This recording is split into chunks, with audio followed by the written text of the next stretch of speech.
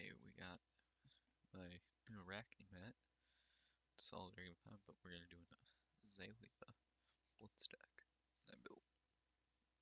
This is not the best Azalea blitz deck, but it is. You'll see why. We run only attacks and no blues. So we every turn want to use Azalea's ability of once per turn action for 0, put a card from your arsenal on the bottom of your deck. If you do, put the top card of your deck face up in your arsenal. If it's an arrow, it gains dominate until end of turn, and that ability is go again. So we're going to use that every turn. We also have the old Azalea, because better on a lot of old heroes in my opinion. So for our bow, we have red line. There's just once per turn for 0. If you have no cards in your arsenal, put an arrow from your hand face up into your arsenal. Go again. This just lets us, we put an arrow in, we get rid of it with Azalea. And switch it in so we have now something with dominate. Then we have Crow's Nest. Crow's Nest set is an Azalea only quiver, so we can have it in addition to our bow, but whenever an arrow is put face up into our arsenal from our deck, we may pay a red. If we do it, we put a name counter on it. Not a red 1. I played too much Magic. But so we're just going to want to, every turn, load something with a name count, load something, switch it out for something with a name counter, and dominate. Then we get into for our chest and legs, we have Seeker's Legs and Seeker's Guilt, which each have for 1, an instant for 1 resource, destroy at an instant speed. For the next 1 damage to be dealt to you, opt 1. This just kind of gives us a little bit of say on what we have. Speaking of opt, we have Talismanic Lens for our head, which is an instant speed, destroy it to opt 2. Then we have my personal favorite equipment in the deck, the arms. Hornet Sting. It's a Blade Break 1, but when you defend with it, you reveal the top card of your deck. If it's an arrow, deal 1 damage to the attacking hero or ally, otherwise put it on the bottom of your deck. This is guaranteed to trigger with this deck. It's just a guaranteed 1 damage parry. So we just throw 1 damage back at them. So for the deck, we are running 4 copies of Spire Sniping. It's a cost 1 to play. We run at 2 reds, 2 yellows. It's either an attack for 5 or 4, depending on the color. Block 3, cost 1. When it's put or turned face up in your arsenal at the top 2 cards of your deck, then put them back in the order. So it just kind of gives us like a bit of a say in what we might hit them with. The dominate arrow. And turn these over like that. Then we're running 4 copies, reds and yellows for Murkmire Granapel. I've never actually had to say this card's name. It's a block 3. It's a block 3, cost 0. If it has an aim counter as +1 though, it's a 4 or a 3 depending on the color. Damage that will be dealt by it can't be prevented though, so we can just throw it out and then with name counter for 1 resource because we're just going to put it in. Then we have one that I really like. 4 copies of Headshot. If Headshot is put into your arsenal face up, it gains +2 until end of turn. We're always going to put it in face up with Azalea's ability, so it costs 1 play, but it's either a 4 or 3 attack with block 3. So it's always going to be either 5 or 6 dominate, just base, for 1 resource, which is pretty good for being our turn's attack. Then we have 4 copies of Drill Shot, reds and yellows. It's either 4 or 3 damage, and they're block 3s. They cost 0 to play. If it has an aim counter, it has piercing 1. But when this hits a hero, put a -1 counter on equipment they control. This is just really good for getting through like warriors and guardians because we can just basically mess up their blocks and we're going in with everything having dominate, so it's always good. Then we have 4 hemorrhaging boars.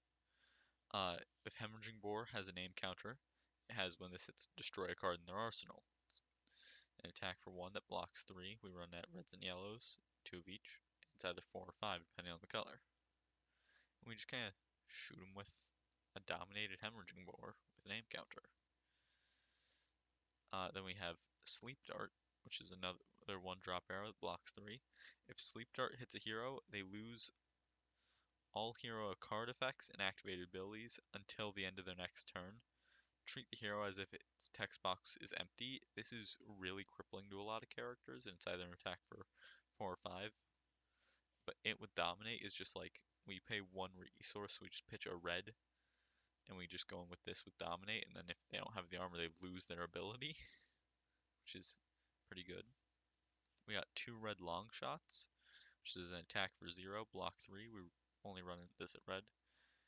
But it attacks for 3, but if it has an aim counter, it has +2, so it's just a generic 5 dominate if we get the aim counter out, which we tend to because of the quiver.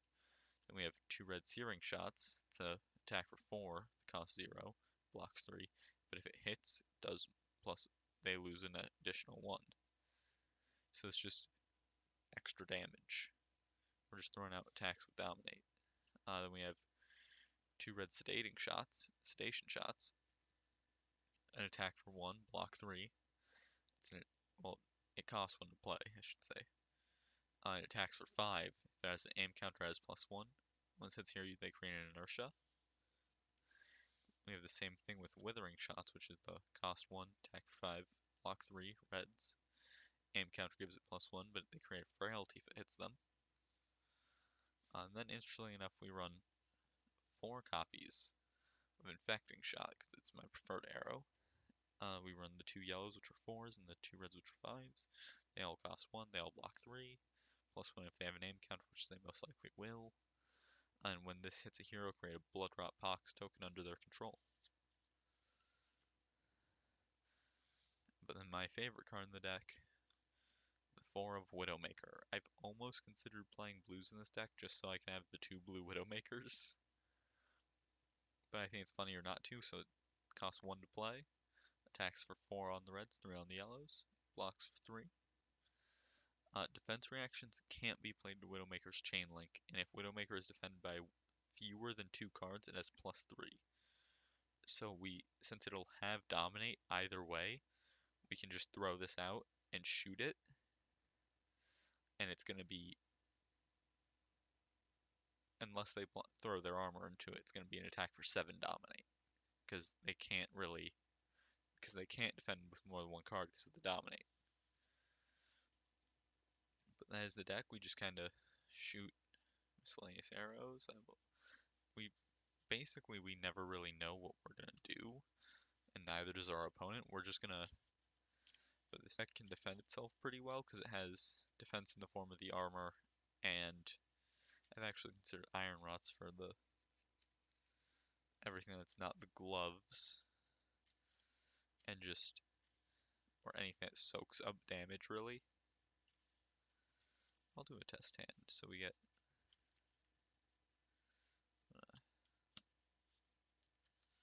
do some shuffling, quick cut, and so we get 4 cards.